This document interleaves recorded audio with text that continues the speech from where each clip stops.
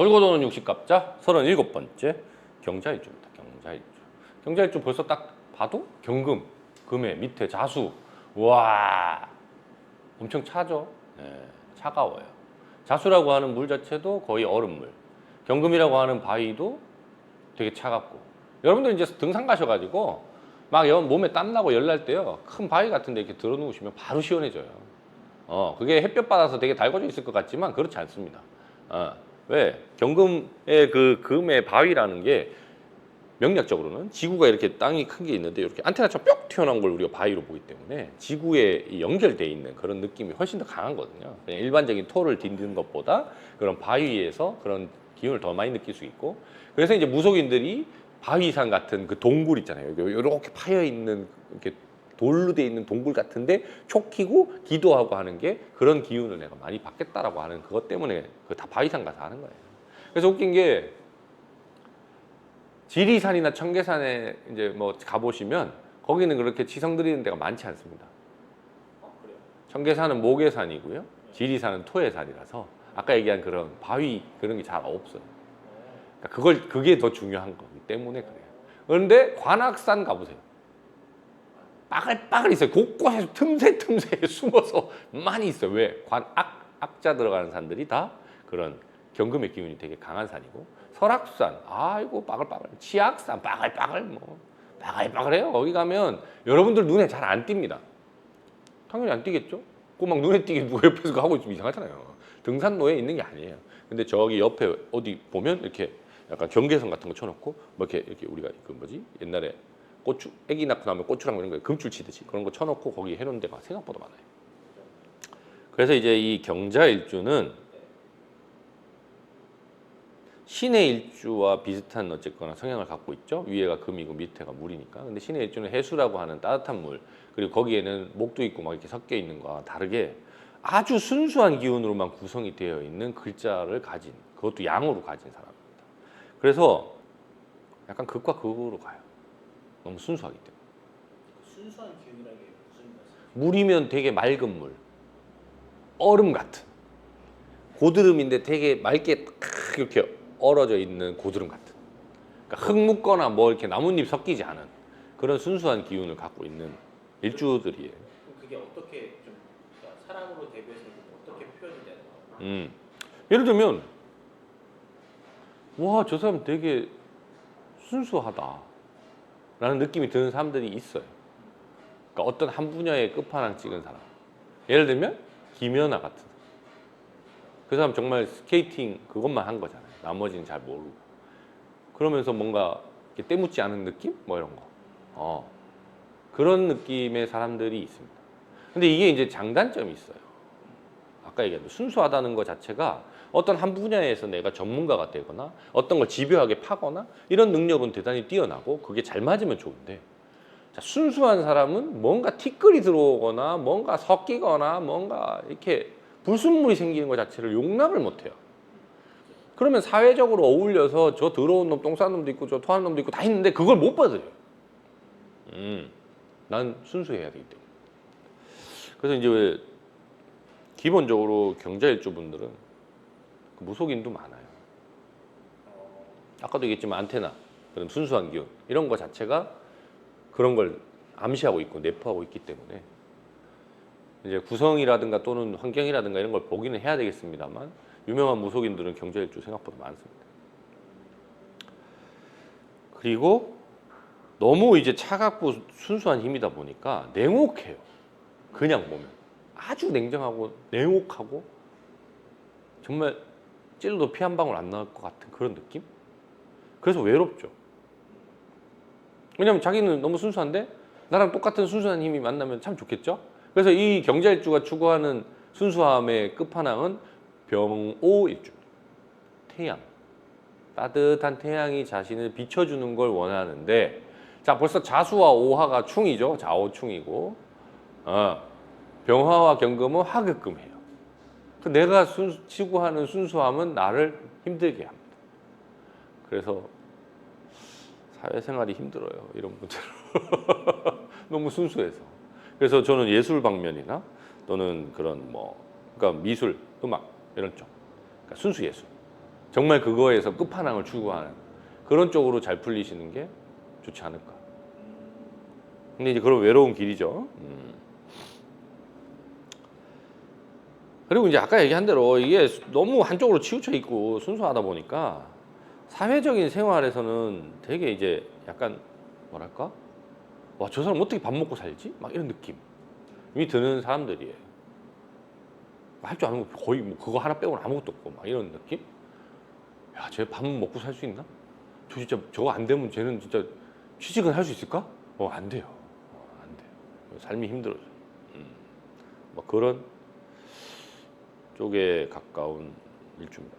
그럼 그런 거를 좀 보완해 줄 수 있는 일주는 이게 이제 참 웃긴 건데 토 많은 사람들이 경금은 이제 금이잖아요. 그럼 토생금에서 도움도 되고, 그다음 자수라는 센 물이 있잖아요. 토국수해서 컨트롤도 되고. 그래서 예를 들어서 뭐 무진일주나 무술일주 만나면 나름 컨트롤이 되죠. 그러니까 이제 자기에게 부족한 그런 사회성, 그리고 흙이란 건 아시겠지만 남 다 밟고 디디고 뭐 토끼도 똥 싸고 뭐 오줌 싸고 막 난리 뭐 그 잡탕구리예요. 그러니까 나는 순수함을 지키지만 넌 잡탕구리로 날 도와줘. 근데 이제 문제는 일방적인 희생을 강요할 수밖에 없거든요. 그건 그 토에 있는 사람이 다 이 사람의 그 순수한 영역을 제외한 나머지는 내가 다 커버해줘야 돼. 그런 희생하는 사람을 만나면 큰 복이죠. 이렇게 순수한 사람끼리 어울리는 그건 안 됩니다. 경자일주가 경자일주를 만나면 난리가 납니다. 서로 극과극이나 누가 더 순수한지를 결판을 내려고 하기 때문에 그래서 안 됩니다. 서로를 이해할 수는 없고 다이아몬드와 다이아몬드가 만나서 누가 더 강한 다이아몬드인지 부딪히는 느낌? 이해가 안 됩니다. 왜 나도 다이아몬드고 너 다이아몬드면 부딪히면 둘 다 박살나는 수밖에 없어요. 그래서 그냥 자기를 받쳐줄 수 있는 토들이 오히려 좋은 거지. 순수한 사람? 아까도 얘기했지만 뭐 병호도 되게 순수한 힘이거든요. 그리고 되게 밝고 긍정적인 힘이라 경자일주들이 좋아해요. 근데 만나면 나는 힘든데?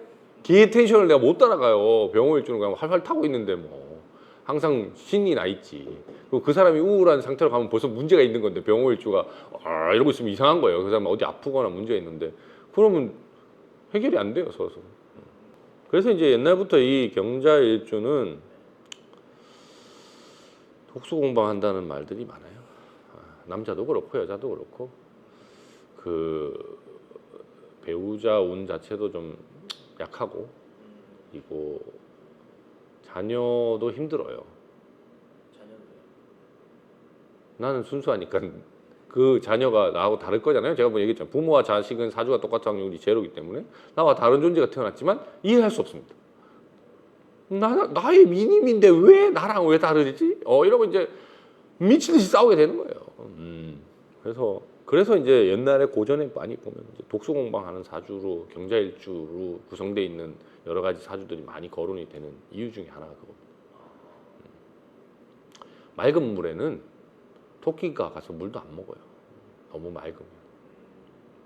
나뭇잎도 좀 떠 있고 이래야지 먹는 거지. 얼음장같이 차가운 저 깊은 산속 오름달샘은 있는지도 사람들이 몰라서 못 먹어요. 그런 느낌이에요. 그래서 안타깝죠.